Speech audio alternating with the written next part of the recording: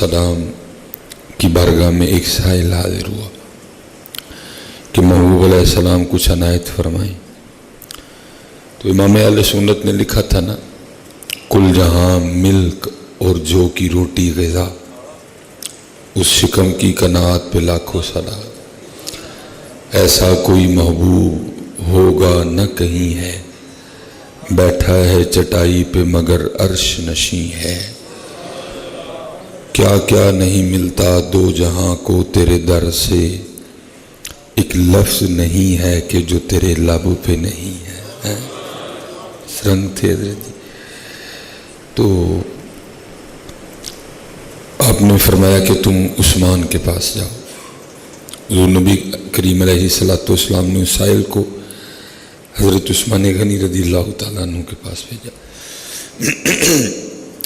तो मकानों का अंदाज ये वाला नहीं जो अब है कि अंदर कुछ हो रहा है तो बाहर वाले को पता ही नहीं क्या हो रहा है। सादे से मकान, छोटी छोटी दीवारें हैं।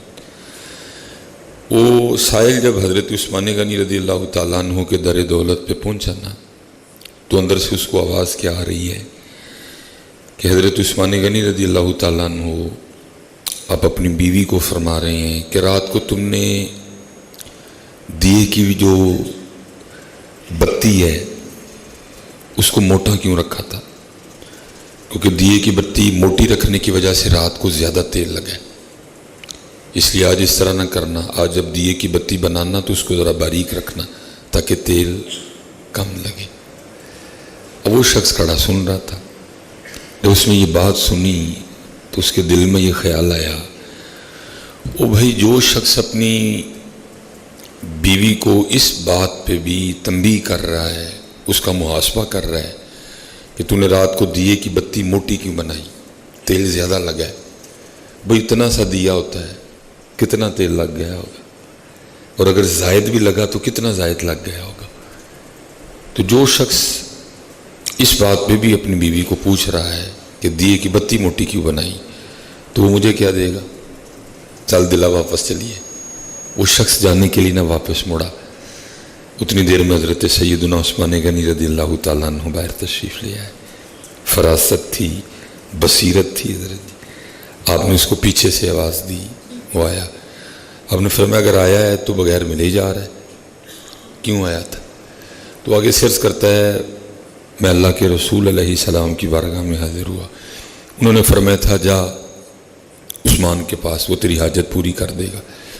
तो मैं जब आया तो आप अपनी बीवी को फरमा रहे थे कि भाई दीवे की बत्ती मोटी क्यों बनाई, तेल ज़्यादा लगा है, आज बत्ती बारीक रखना ताकि तेल कम लगे।